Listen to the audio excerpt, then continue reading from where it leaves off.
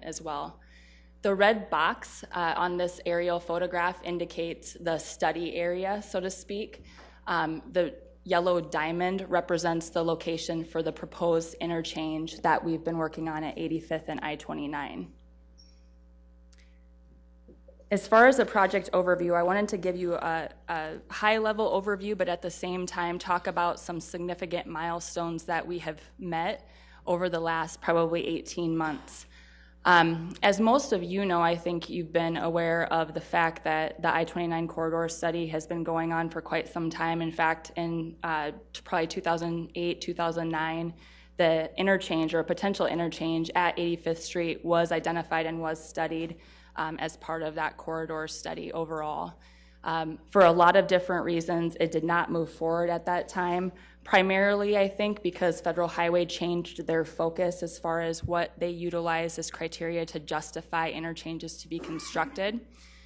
After that, DOT was really focused on, and the city of Sioux Falls was focused on building an overpass at 85th Street.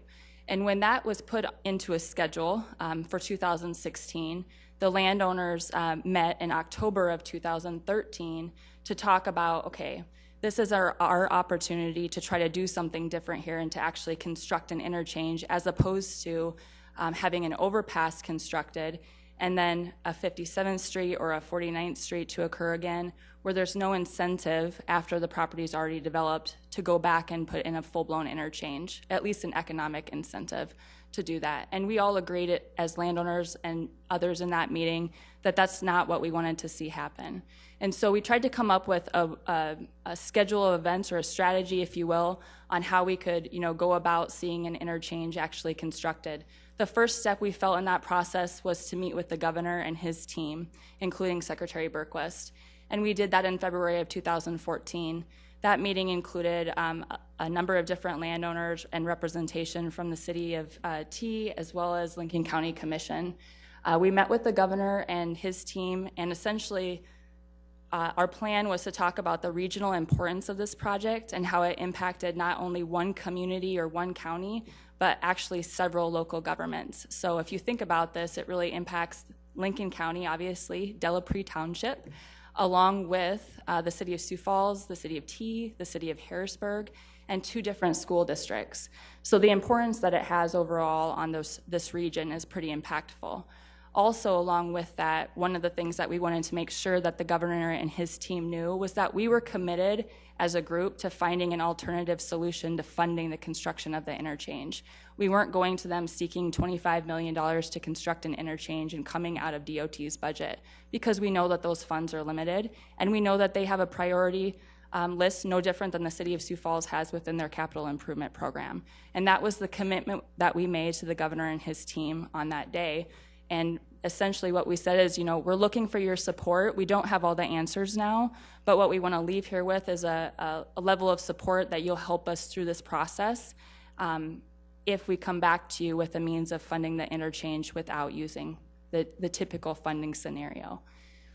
After that, we met with Secretary Berquist and his team several times prior to a very important meeting that was held in June of 2014.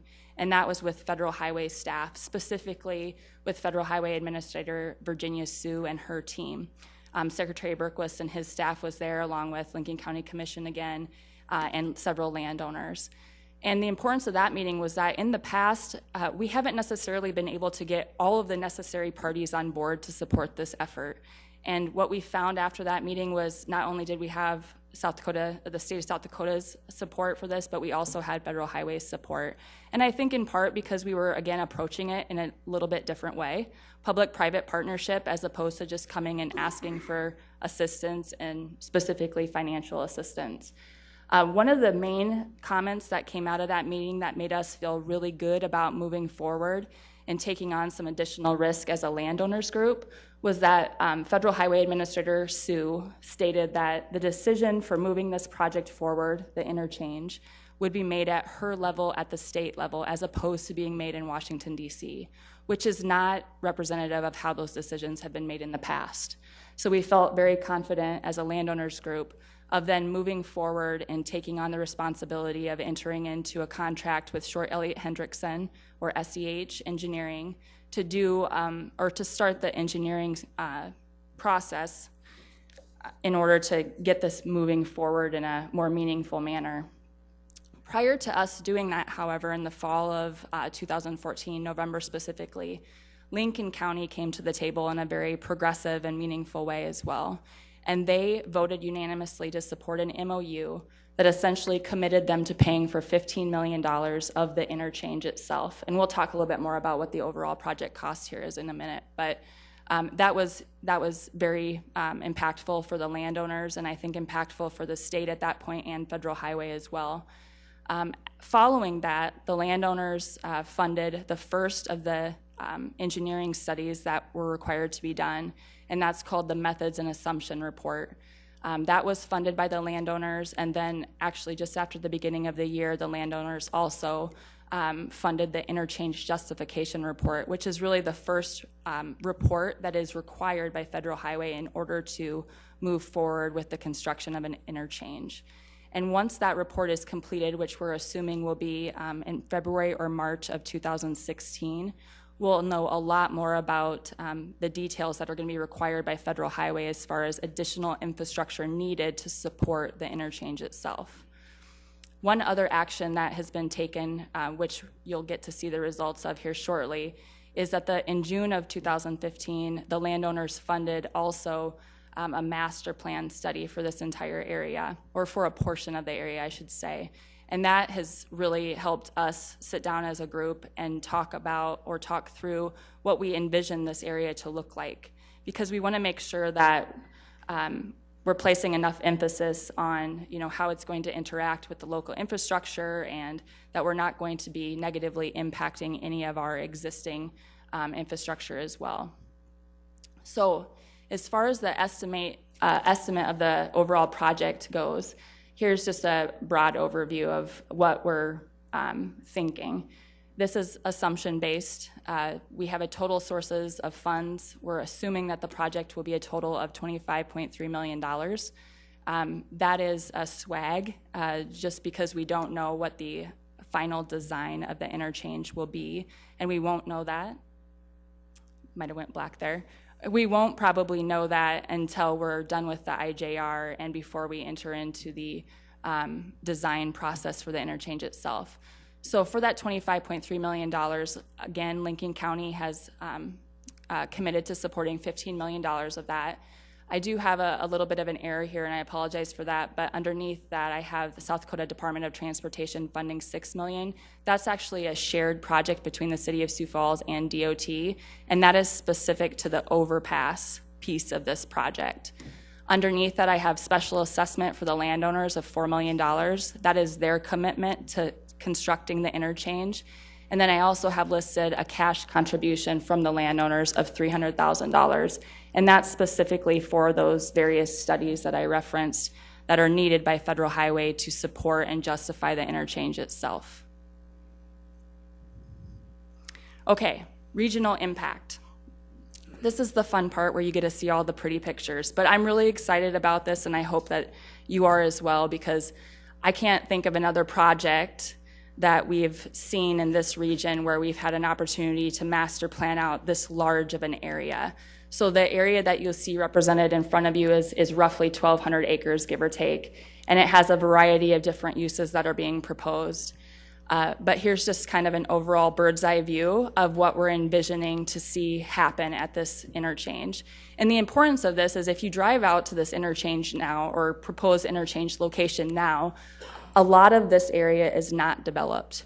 And I can't think of another area in Sioux Falls where we have 1,200 acres, and in fact more than that if you take in the overall impact of this project, that's relatively undeveloped yet, a clean slate where we have the opportunity to attract new, unique, special types of corporate centers, office parks, and commercial developments to our community or to this region overall.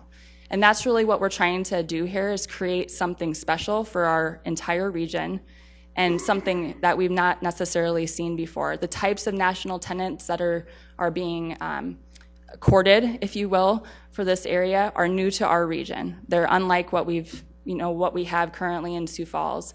And the reason that they're interested potentially in this area is, one, because of the interchange, but two, because it's going to be a master planned, development in which they know what they're going to get long term. Here's just another example, another image. This is looking north on Interstate 29 toward the potential interchange. And the thing that I want to preface about this is that because we don't know what Federal Highway will come back with for a design, what they will actually allow for the interchange itself, the interchange design that's reflected in this could change. So just know that as well. And here's just another image.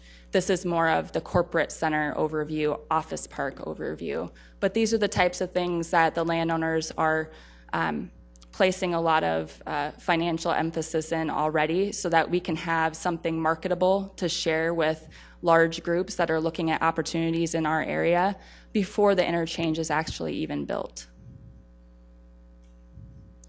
Okay, next steps. So Lincoln County, if you'll remember me saying in November of 2014, committed via an MOU unanimously supported by their commission to their $15 million contribution to this. The landowners have verbally committed to their $4 million, but we are required by Federal Highway to formalize that commitment. If something happens, if a landowner changes, they want some reassurance on their part that the group is still committed and they're still going to be a part of this project. So we are working on a method of doing that, and we've been working on that for over a year. And actually, Toby Morris will talk a little bit more about the vehicle or the resource that we're looking at right now, which is a county improvement district. Again, January or February of next year, we're looking at completion of the first study that needs to be done as part of the interchange itself, and that is the interchange justification report. Then following that, the results of that IJR study, we will then put into or implement into the long-range transportation plan through the MPO process. And then, of course, we have a lot of other steps that we need to take along the way, including the environmental study that has to be done, design of the interchange, and construction of the interchange. This certainly isn't going to be as easy as those 6 steps defined on that screen, but we're very committed to this process and seeing it move forward in a positive manner. And we know that if we don't start on it now, if we don't keep up the momentum and drive it forward that we have right now, it'll be another decade potentially before we even have this conversation again. And so we want to do what we have to do right now to set ourselves up for success in the future and in getting this done in a time frame that's reasonable for the landowners, and a time frame that's realistic for DOT and Federal Highway.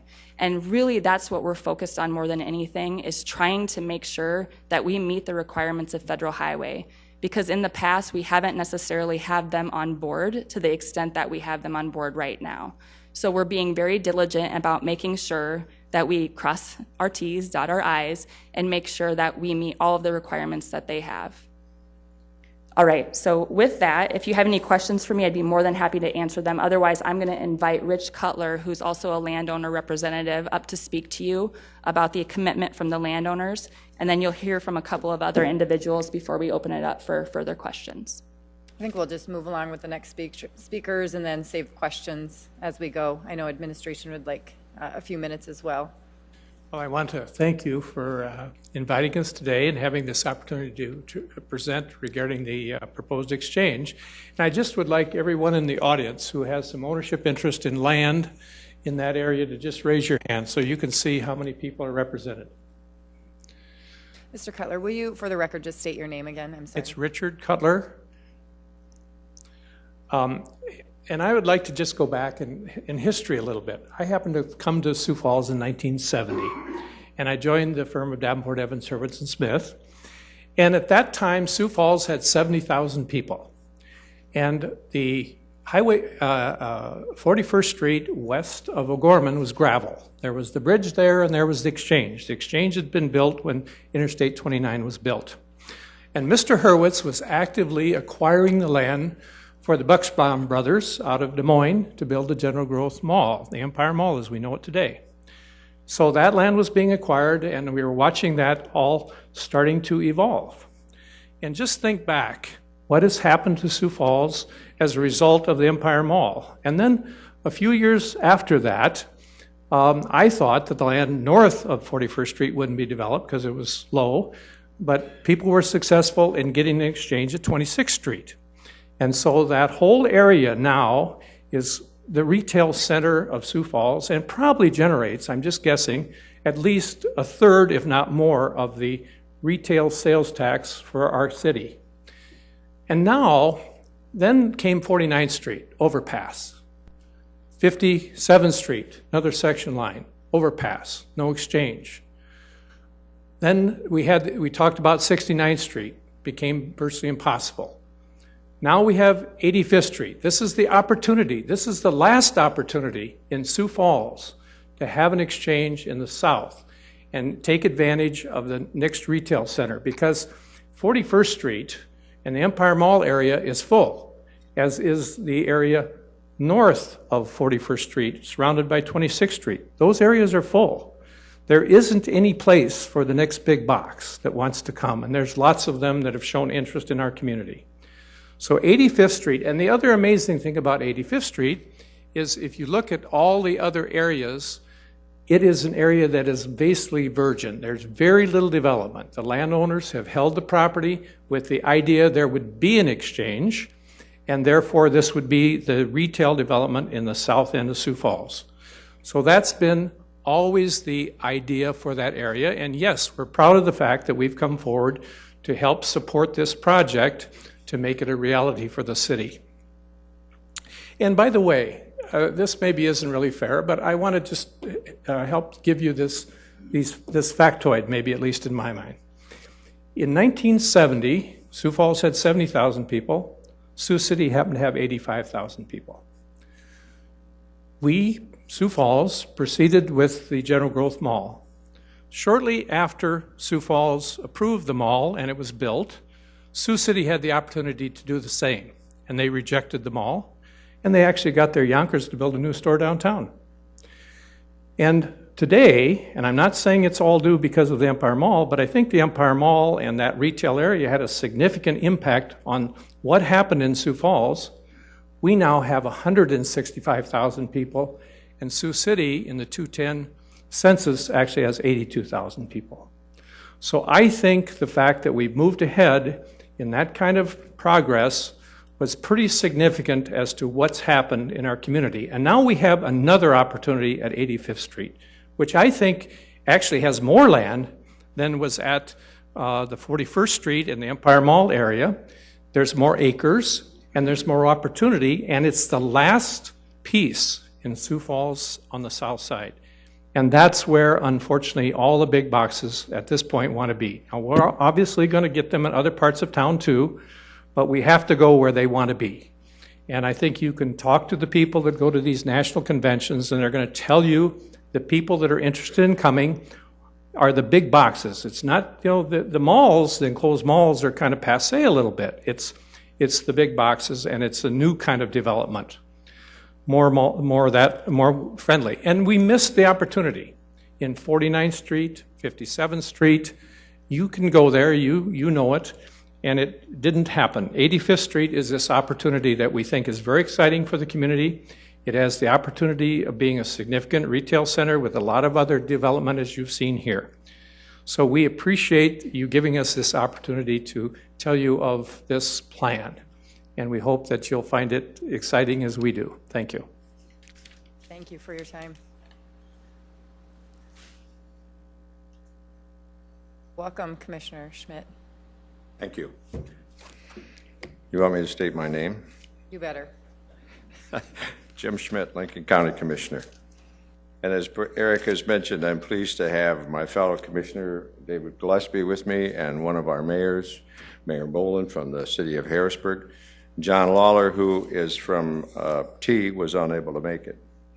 My remarks are going to be addressed to you this morning, or this afternoon, I should say, on why a county in South Dakota would want to step up and do this. Because county governments are always talking about how poor they are and that they are struggling. And I'm not saying they aren't. But I just want to tell you a story. We're a blessed county because we have appreciated the growth that has happened south of 57th Street. While we were doing long-range strategic planning, Toby Morris gave us the most sobering figure of all, that while your county here in Minnehaha struggles with its budget, and they really do, that Lincoln County in probably 7 to 9 years would be doing the very same thing. So when you look long range at a county as growing as we are, and you look at the limited resources that counties have, we met with the landowners and we're studying this thing, and you find suddenly that there are 2,100 acres of prime development that this county can appreciate by putting in an interchange. Not only that, school districts struggle all the time. I think that both T and Harrisburg would attest that, and they were unable to be here. But the school districts are, in a tax dollar, receive around 80 cents on a property tax dollar.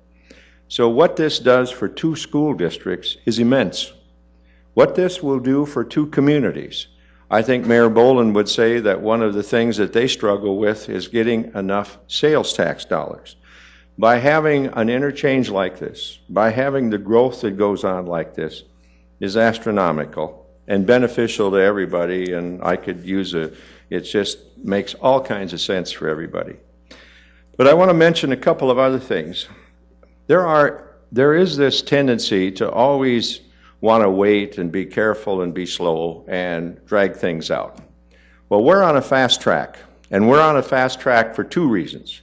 And they are extremely critical.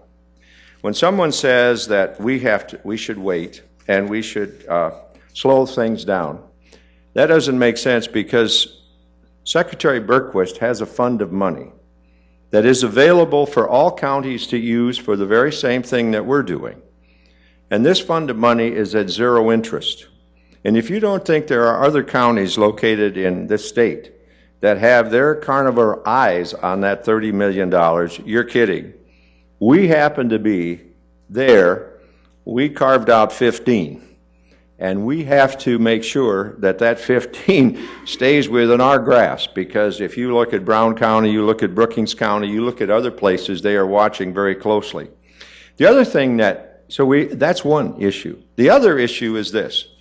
As Erica mentioned, to have the local federal official, which is a political appointment, and there was no guarantees that after the election that she tends to be there, because you could have a change of administration.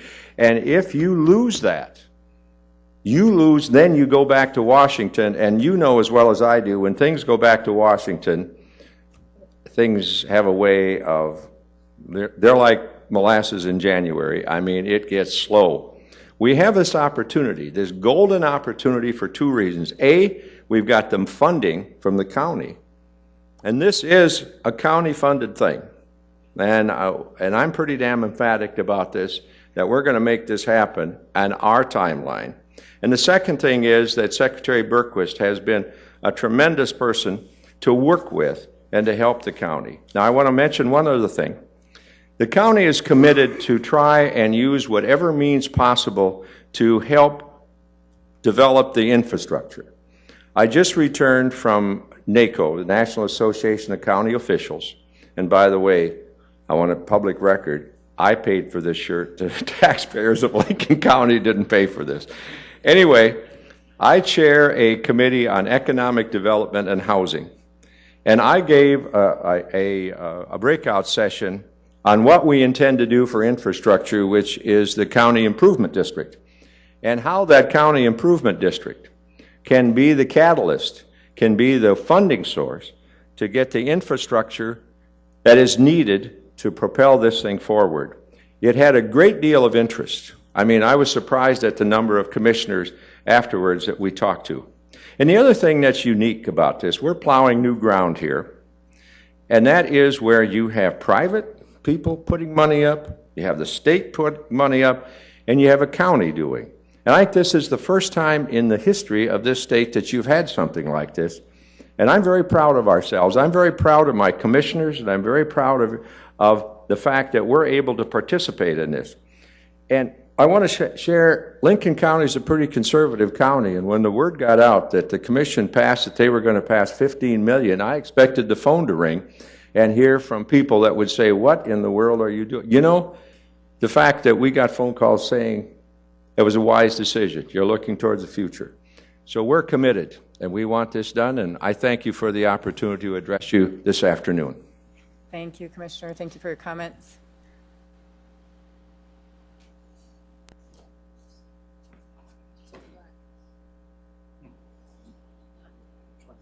We've had a few technical difficulties, so it might flash a little bit for you, but carry on. Well, hopefully it will come right back on for you. Please state your name for the record, please. Thank you, Madam Chairperson. Toby Morris with Doherty and Company, and I've been asked to speak a little bit about county improvement districts. Real quickly, my background has always been in economic development, whether working for GOED for 8 years, and for about the past 12 years, I've really been working with cities, counties across the state when it comes to looking at economic development, whether it be Bell Cheese and Brookings, large elevators in Kimball, Tulare, Miller, even working on the CNA project in 2010, utilizing stimulus money on that part. And so when I got the call from Lincoln County as well as the landowners and said, hey, we're looking at trying to find a vehicle that can keep the landowner's commitment in place, because if you see at the beginning of the slideshow, the federal highway folks have said, as they went through, they said, okay, the landowners are going to put in $4 million. Their idea of putting in $4 million was put it in an escrow, and if we get to it in 4 or 5 years, we'll get to it in 4 or 5 years. Well, you can see that doesn't really go too well in the capital side of the world. And so we started looking at vehicles that could be a public-private partnership that enables economic development. And in statute, currently right now, you have what's called county improvement districts. This is the technical term of what is a county improvement district. For the most part, what you're looking at is it has to be a contiguous minimum 320 acres. For the layman, in terms of what is a county improvement district, we have 2 good examples, one being the Dakota Dunes. That started out in the early 1990s, went from a valuation of about $2 million to well over $500 million now. You have one in what's called Powder House Pass, that's out in the West River in the Lead Deadwood area. That's primarily a housing area out there. So we have something that's a vehicle in use. Now, to be used as something that we're looking forward going here, I think presents just an even greater opportunity on that basis. What we're proposing to do within the next 30 to 45 days is approaching Lincoln County and creating a county improvement district. And what I want to talk about is it's an open book process. It is a public-private form of government. There is nothing that is ever hidden behind secret doors by any means. It's meant to be a full disclosure on anything that's involved with what we call a SID. First want to start out is how is it created? Once again, I'm going to stress it is a petition filed with the county. It's an open process on that basis. 100% of the landowners need to come together, give consent of that. There will be the proposed name, much like you have Powder House Pass, Dakota Dunes. There's a survey, and this is all within the South Dakota codified law of all the things that have to come forward in there. We'll be performing an economic impact study. We'll be given a timetable of how we see things projected with the knowledge we have today.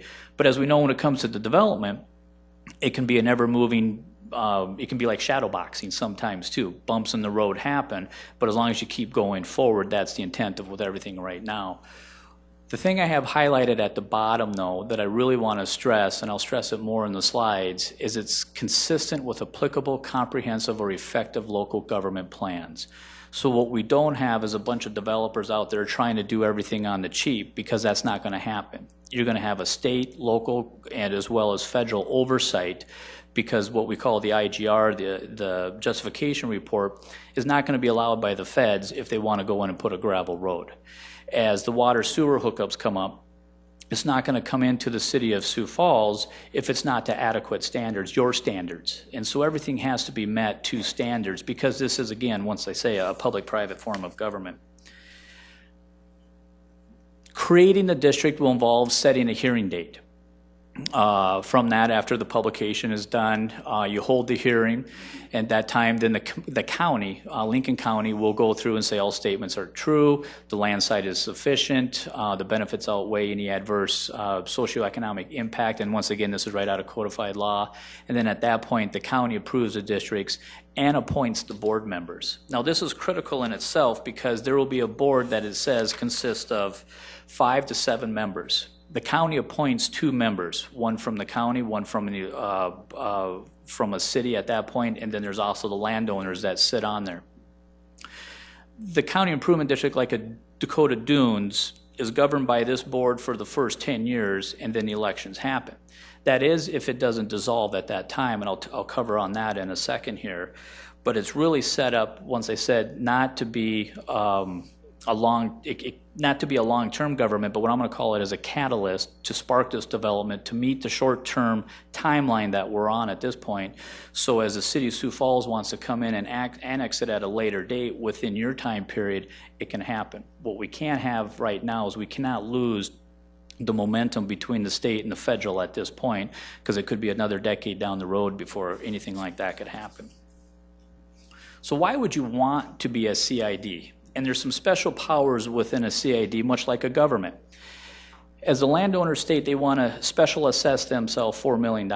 That was our way of saying to the federal government, look, we can't put $4 million into escrow, but we have something more powerful than a mortgage, and it's an assessment. It's a super lien, and that has to get paid really before anything else does. So as time goes on, and we know we're looking 3 to 5 years down the road, if the landowners change, sell, whatever, that assessment runs contiguous with that land. And then that is proof that that money will always be there. It's just a matter of when it's going to be assessed at that point in time. You can borrow money and issue bonds. One of the biggest things associated with the county improvement district is going to be access to capital, low interest capital. You can borrow from the state revolving fund. It's very difficult now to go to banks and to say I want to borrow money, but all the money I'm paying for is basically going in the ground. There's not a lot of value to a bank on that. They like to brick the mortars on that side. They are to provide water, sewer, bridges, a lot of things that are very consistent within a local government that you find yourself.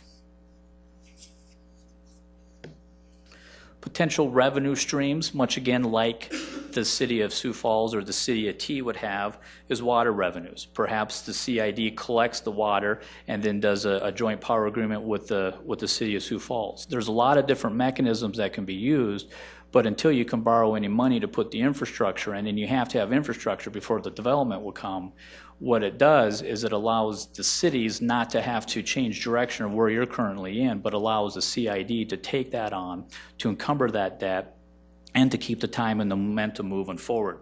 It can do special assessments, it can do fees, it can do sewer revenue, general taxes on that basis. The borrowing side, once again, it just goes back to wherever you create a revenue stream, and obviously to create a revenue stream you have to assess something.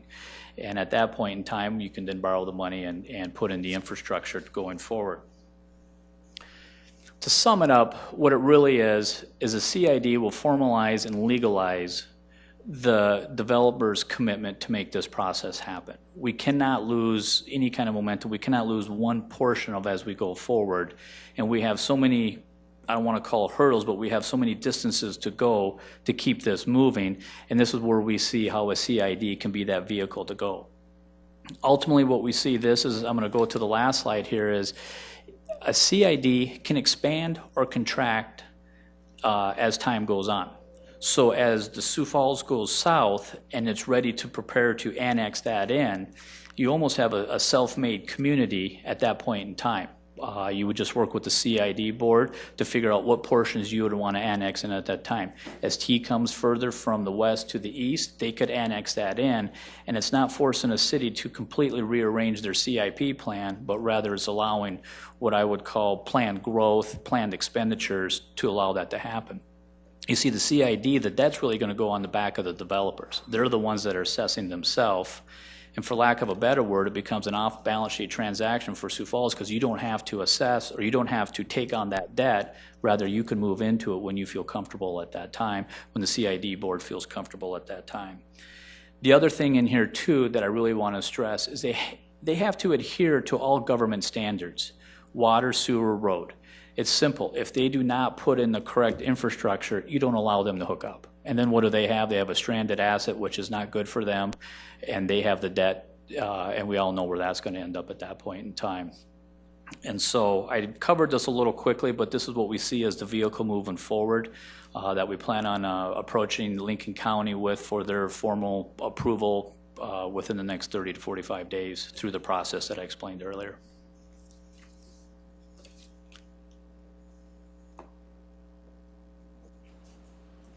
Thank you, Toby. Thank you. That's our list of presenters, so we're open for any questions that you guys might have. I want to open it up to, I think Mike Cooper had maybe a short presentation or something he had wanted to do. So we'll open it up to comments from the administration as well as any other city councilors or other folks in the crowd that would like to make any comments, or and then we'll open it up to the committee for questions. Good afternoon, Mike Cooper with City Planning and Building Services. I just want to make a few comments regarding the city's position in terms of our capital program that ties into this overall discussion. And then I think Dave Feifele is also going to provide some comments more specific to the CID.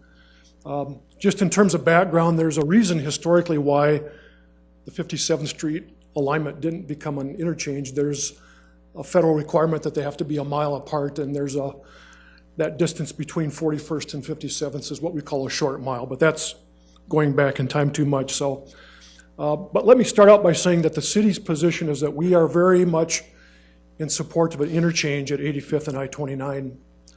We believe that that's the long-term benefit, not only for our transportation system, but also for the economic development of our community as well as Lincoln County. But what I wanted to show the group today is just where the city's at in terms of our 5-year capital program, because we believe that realistically the time frame to get to where we want to be is really about 5 years out into the future. And if the map will stay up there more than 5 seconds at a time, within our capital program that has been presented to the City Council, in 2016, I don't know if we can narrow that down, but in the green, it shows the I29 corridor that's scheduled to be redone by the South Dakota Department of Transportation. And that will go down to the T interchange. In 2018, which is in red, is 85th Street from Tallgrass to Louise, which is 1 mile. That's scheduled to be upgraded to a full urban section. And by the way, in our capital program, typically 1 mile of urban section road is going to be in that $6 to $7 million range for 1 mile that we're funding. So when you think about the gap that the developers are looking at of $4 million, for us that's less than 1 mile of arterial street to be built. In orange, in 2019, is Tallgrass Avenue from just south of 69th Street to just past 85th Street. What year did you say the orange was? In 2019. And then in yellow in 2020, we're currently showing an overpass from Tallgrass Avenue over to Sundowner Avenue.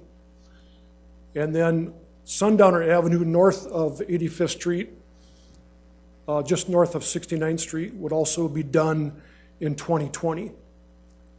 So that's the 5-year timeline that we currently have in our capital program, because what you also need to know is that in order for an overpass or an interchange to be constructed or approved, the local jurisdictions have to commit to getting the arterial street network in place in conjunction with that timeline. So that's why it's critical for us as well as others to maintain this time frame as much as we can. The other thing that's on the map that's kind of hard to see is that we have the current city limits boundaries shown in what I'll call gray. The black line is the current city boundaries. What I'll call the orange or the tan area is what we call the Sioux Falls 2035 growth area, which goes down to south of 85th Street on the east side of 29, and then on the west side of 29, it goes down to 85th Street. Below that is the area that the city of T has identified as their future growth area. And both of these growth areas are based on our comprehensive plans that have been approved by the local governments, and they show areas that are projected to be served by municipal services, primarily sanitary sewer. Sanitary sewer is the #1 driver of where we project urban growth to occur. And as you know, historically, growth occurs when property is within our defined growth area. It's annexed, it goes through zoning and platting, and then the services are expanded into that development area. So that's kind of a quick scenario of what we're showing within our comprehensive plan as well as our CIP. And just to kind of go back to some of the things that Erica presented, back to the timeline, when you look at the steps that are involved in the IJR, the environmental assessments, the right-of-way acquisition, the design, the construction, probably over a 2-year period. If we're going to do an interchange, we would probably do the abutments in 1 year and the ramps and other infrastructure the second year. That takes time, and we know that everybody wants to do it as quickly as we can, but realistically, we believe that this 5-year timeline by 2020 is probably about as realistic as it's going to get. So what we're showing with this yellow dot at this point is an overpass, but again, we are in support of an interchange if we can figure out a way to get through the approval process. The IJR is the #1 thing that you need to get done to show that interchange can be justified.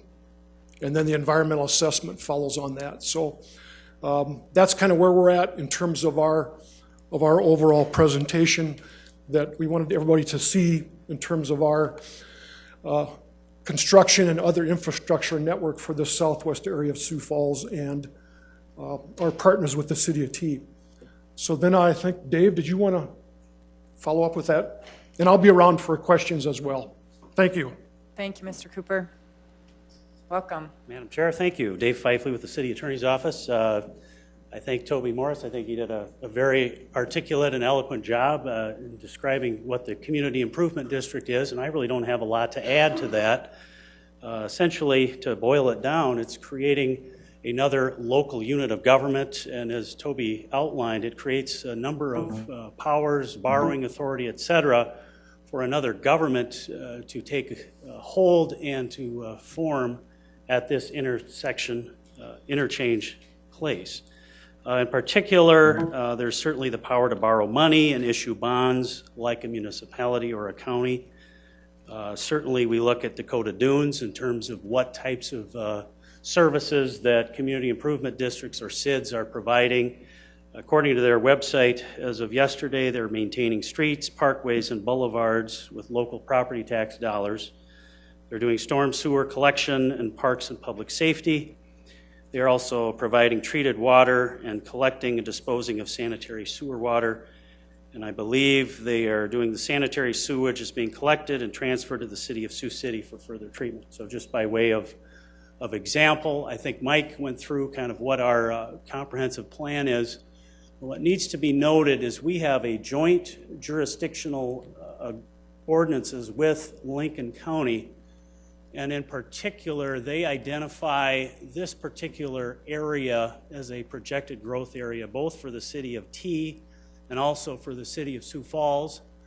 I'll test your sense of direction here. In terms of where the yellow dot is, the northwest and northeast quadrants are identified as future Sioux Falls area, as well as the southeast quadrant from the yellow dot is also identified in those joint ordinances with Lincoln County as future Sioux Falls area.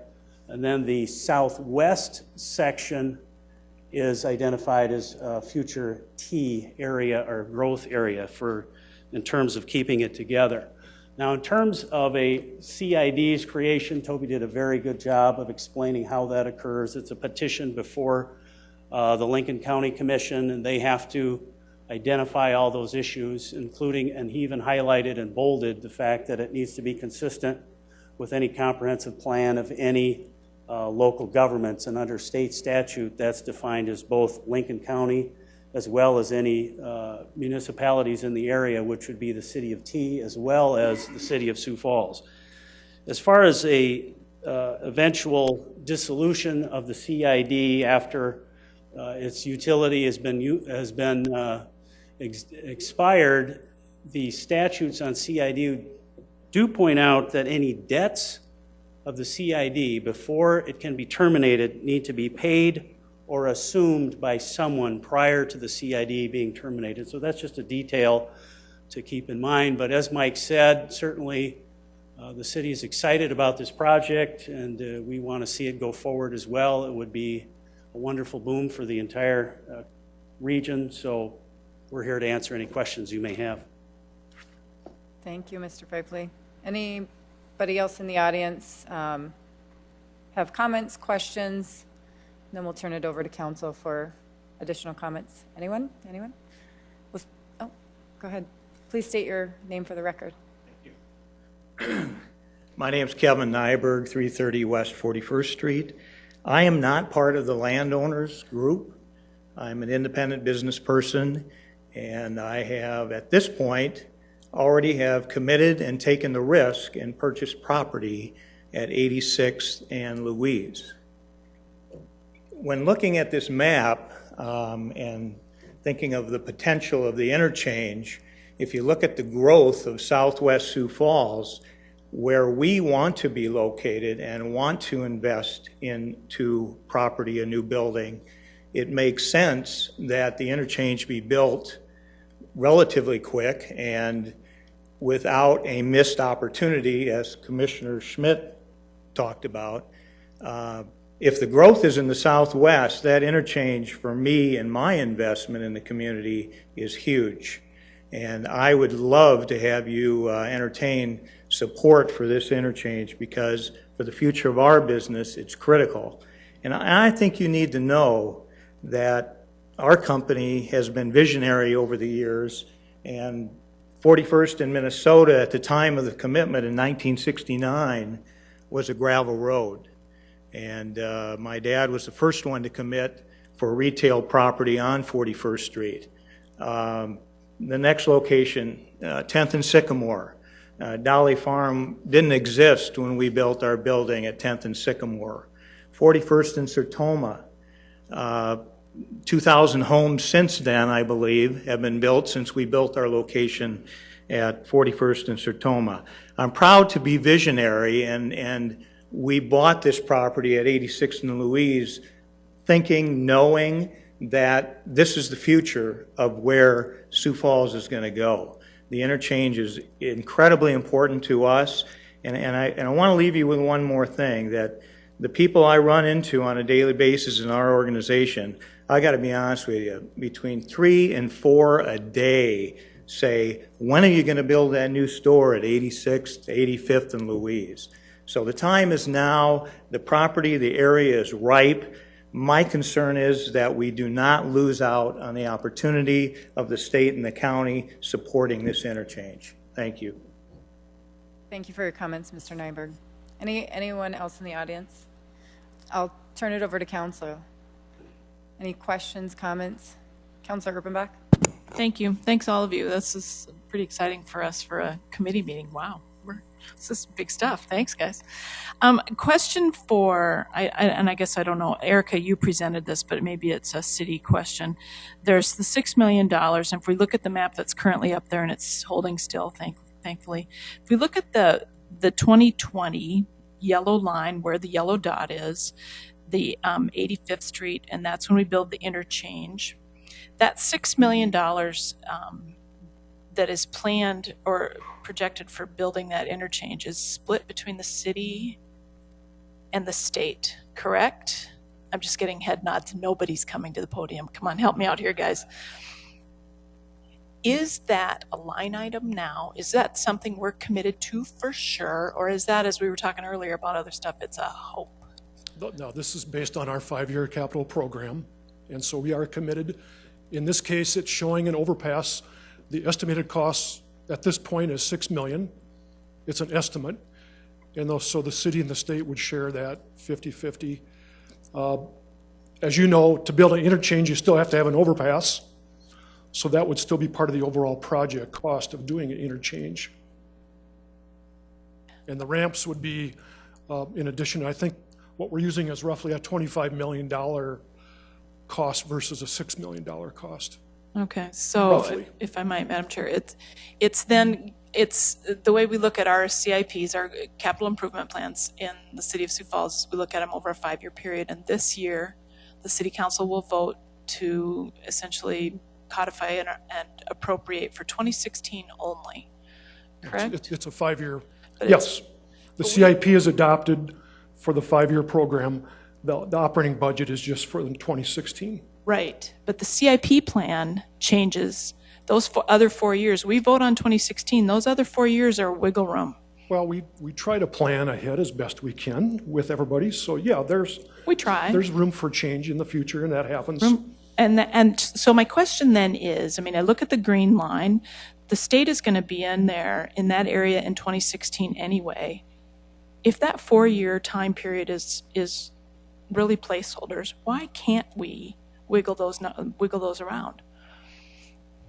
Why can't we make the line that's yellow on there in 2020 now, why can't we make it 2016 or 2017? As I tried to go through, there's all these steps of the IGR, environmental assessment, right-of-way acquisition. Those take time. And yes, you can look at how to speed those up, but it's still going to take more than 18 to 24 months to get that done. Okay, cool. So what I was trying to explain is that that's just what we believe is more of a realistic timeline. It's probably not the one that everybody would like to see, but it's just based on past experience. Thank you. Any other questions from the council? Go ahead. Councilor Sagers. I have a quick question for Toby.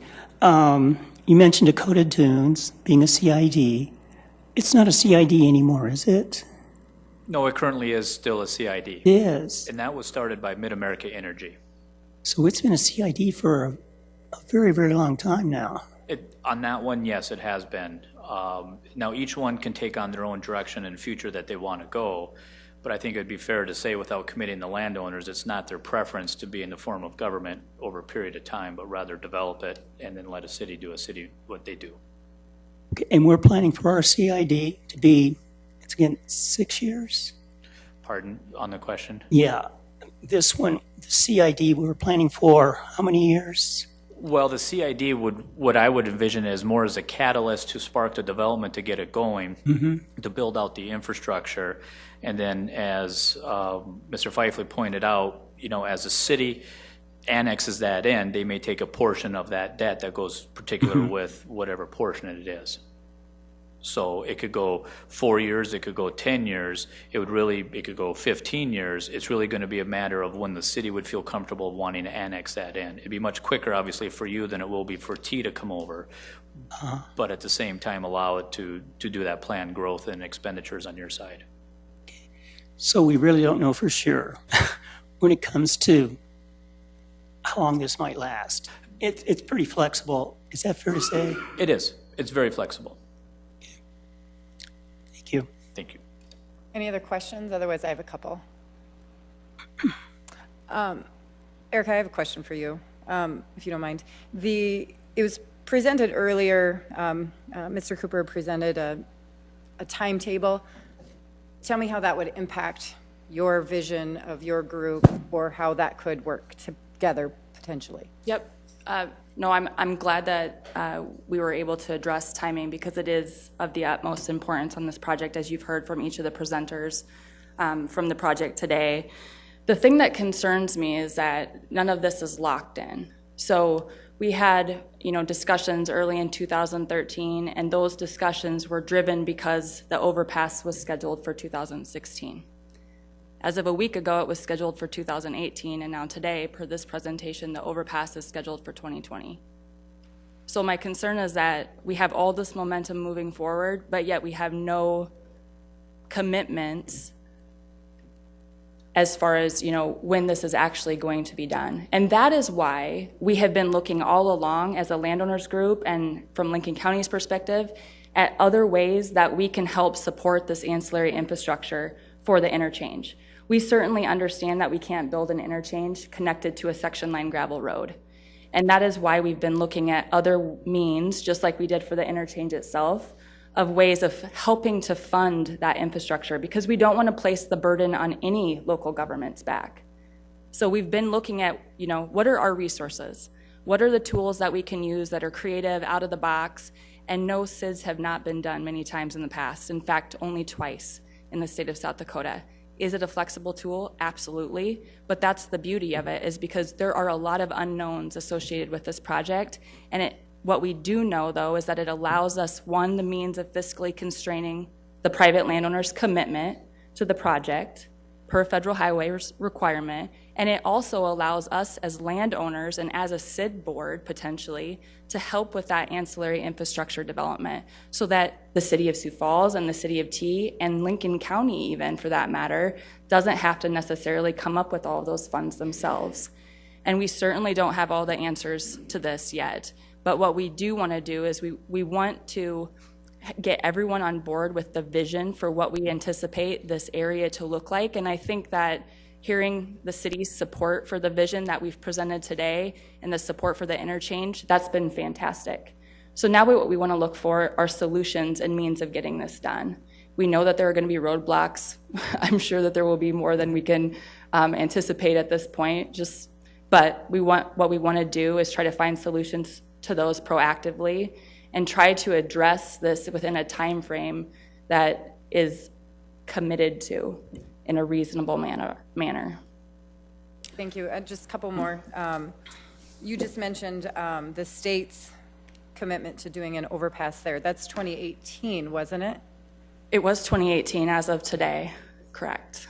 Okay, so that hasn't changed? On this map, it's showing 2020, unless I'm reading that wrong. Okay.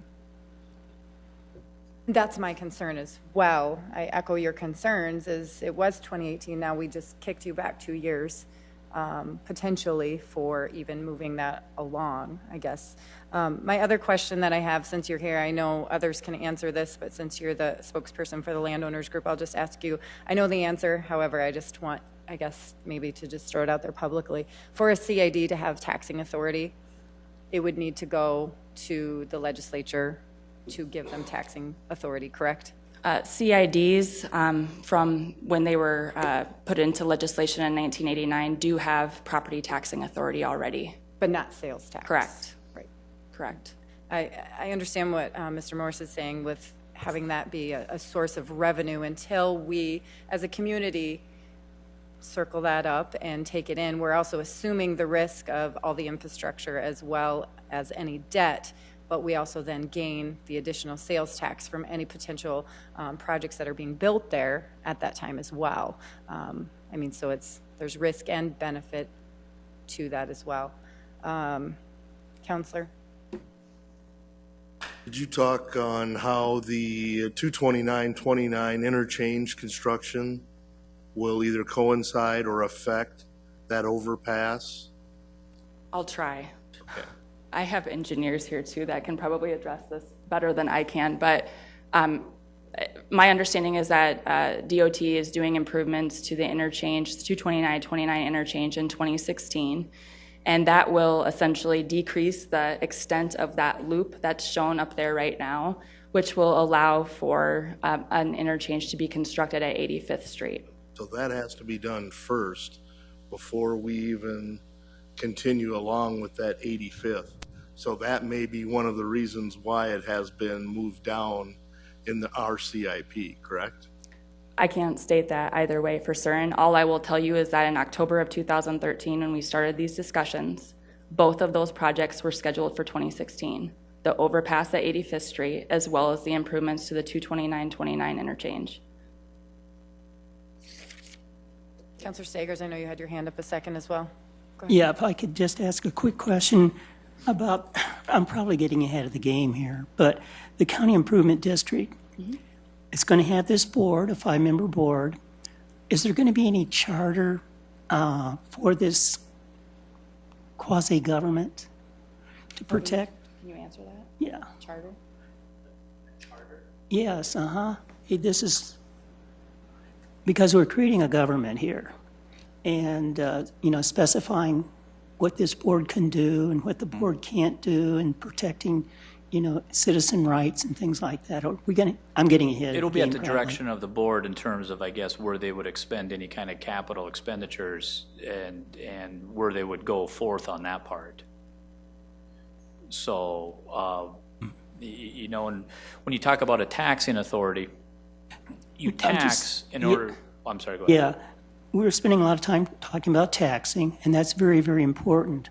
But also, too, are we going to have any guidelines for this board to operate, saying you can, you have the taxing authority, but you can't do this, or the rights of the citizens have to be protected here, or whatever. In other words, here in Sioux Falls, we have a city charter, and we have all those things listed. This is another government that's being created. Will there be something similar to that also? That'll be up at the direction of the board once it's created. Okay. Representative Westra.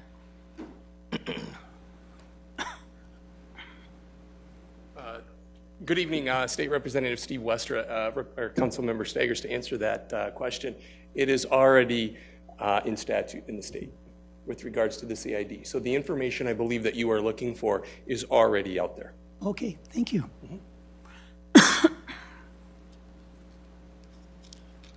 Mr. Heavey. Thank you. I'll just briefly maybe add a little to your comment, Counselor. These two projects, the I29 work in green and the overpass, were tied together at one point. However, the condition of I29, the bridges, we had discussions with the DOT, and because of the environmental assessment work that has to go on, the interchange justification report, those projects had to be separated so that the DOT could get in here in 16 and improve the surface, widen it, and ultimately improve the safety of that roadway. And so that does explain, I hope, part of why these projects had to be separated on that timeline. Thank you. Mr. Schmidt, I know you had your hand up, waiting anxiously in the back row.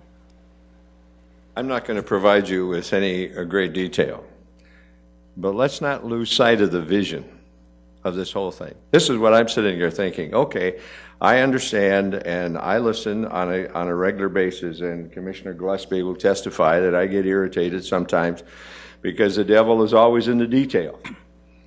We have a project here that can reform this whole section. And I understand all of the implications and all of the details that somebody has to do. But if you really want to get something done and you're really committed to it, you will find a way to do that. You will find some mechanism to get that. I can't imagine that we're going to sit here and we're now going to 16 to 18 to 20. We don't have the time. Let me reiterate. The person that's going to give us the approval term could well be over after the next election. And if that happens, this thing will be, you can kiss this goodbye, because secondly, what happens? Secretary Bergquist doesn't have the money. And if Lincoln County doesn't borrow the $15 million, where is that money going to come from? So I understand the timelines. I can understand everybody's got this long-range analysis out there. But I don't know of a rule. I may be an adolescent, but I've never heard of a rule that couldn't be changed or somehow modified to accommodate the big picture. And that's all I got to say, because this is damn critical to Lincoln County and it's critical to school districts. And I'm one that's not kind of content to sit here and look at a bunch of rules and tell me why I can't do something. I want to know why not. Thank you. Councilor Uppenbach. Jim, you always get us fired up. Thanks, dude.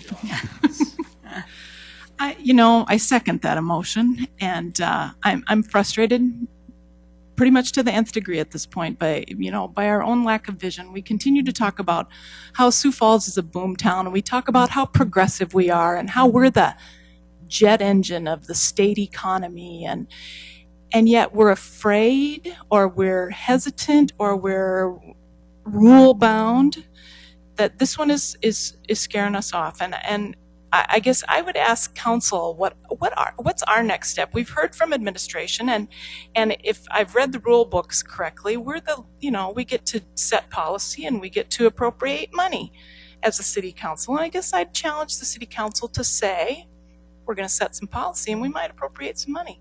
But I'd like to challenge us to move forward on this. Let's be part of this. This is a visionary thing that's going to affect not just Sioux Falls, but all this area. And it might even benefit the state of South Dakota in a really big way. I think we should be part of this. I don't think we should sit here and go, sorry, the yellow line is until 20 now. So I guess I would challenge this committee to take this on. Let's add Commissioner Schmidt and a few other folks to this, and let's start having some real life conversations about this, and let's move on. Let's make this happen.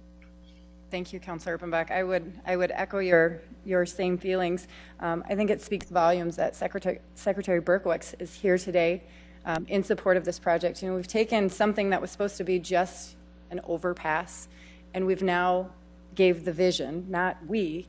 This group has given this vision for a interchange that wasn't on the radar. We don't want to miss an opportunity. I would invite you up, Mr. Secretary Berkowitz, and just maybe ask you, how can we partner? How can the council partner with you? How can the city partner with you, the landowners? What can we do? I know oftentimes we always say, okay, what do you want? You want more money. You know how it goes being in the state. Everybody has their hand out, and that's not always feasible as the pots are only so full. So I ask you, I guess, how can we partner with you? Can we continue these conversations to make sure that we're moving this in the right way? Sure, and thank you, Madam Chair, and appreciate the opportunity to address you today. This has been a pretty exciting project to this point for the state, because we're used to situations like you just described, where we've got people coming to us saying, can you put $25 million in and build us an interchange there? And the pot's getting smaller and smaller. So to have a group of a mixed group like we've had in this situation, where we've got private developers and we've got Lincoln County and we've got the city of T, we've got the city of Harrisburg coming to DOT and saying, we're not asking you for $25 million to put this interchange in. We're asking you to be a partner with us to help move this forward and help us get through the process. We're going to bring a lot of the money to the table, because in the end, this is a project that really benefits the local transportation system, not the state network. So as a department, we've been very excited to be part of that. I think it's the future of how these big projects are going to get built in South Dakota from this point forward. It's what's happening across the nation. It's been interesting ever since Lincoln County made the $15 million commitment towards the project. The number of phone calls I've gotten from other communities in the state going, wow, that's a neat idea. How can we work something like that in our community to get some things done? So we're looking for more partners, not just on this project across the state, but the more partners we can bring to the table to help make the commitments we're going to have to make in order to get this interchange approved by Federal Highway, the more it's going to benefit us in the end. That's going to be a big hurdle. I mean, Mr. Cooper said it too, getting through the IGR process and showing the commitment of everybody that's part of this is going to be a big step towards making this happen. Thank you. Thank you so much for your comments. I guess I'll ask committee, any other comments? Otherwise, I'll ask the committee here, committee census to continue the conversation, to have this committee partner with the landowners as well as the administration. I wonder, Madam Chair, if, and it can be whoever, but I would like to volunteer to be part of sort of a liaison. Maybe it's a partnership that maybe you, Madam Chair, and I can participate in conversations with these folks so that we bring it back to this committee in a month to say, well, and we've got budget hearings, and so we kind of slow things down. But my concern is that I'm again looking at that yellow line that says 2020 on it, and I'm looking at September 15th or whatever the day is that we finally approve budgets. And of course, we've seen the CIP proposal at this point, but I think we need to be pushing ourselves on this, and we need to be part of this conversation. And I guess I would hope that perhaps if the committee agreed, you and I might be in conversation with these folks and come back to this committee. Perhaps this committee meets at another time that doesn't conflict with budget hearings. I'm kind of rambling here, but maybe that's what we do. Councilor Stagers, Councilor Kenny Anderson Jr., are you on board with that? I don't think it has to be just one of us. It can be two or three, whoever wants to. Okay. Yeah, Okay. I think it's great that, this committee wants to take a little deeper view into this, so I have no problem with that either. Okay, so Madam Chair, then set this, let's figure out offline, kind of I'll work reschedule something. with Ms. Beck, and as she's kind of been in conjunction with the landowners, as well as making sure administration knows about that as well, and then invite you as schedules are able, and we'll just kind of move forward in that facet.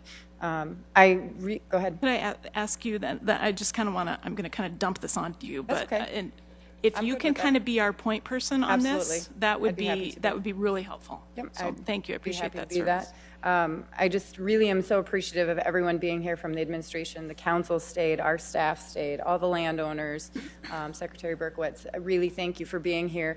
It's really important to have every player at the table so we all have the same information.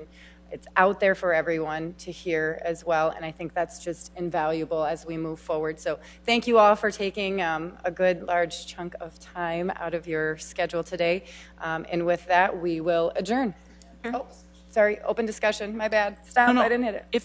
If I might, could we formalize this action? I would make a motion that this group empower itself to be part of the conversation with this team so that we can move forward in more of a formal manner, if I could make that Yes, motion. is there a second? I'll second that. Okay. All those in favor say aye. Aye. Motion carries. Any open discussion? We will be talking Uber, probably October, so keep that in mind as we move forward. Uber will be coming in front of Public Services as well. Thank you again, and with that, we adjourn.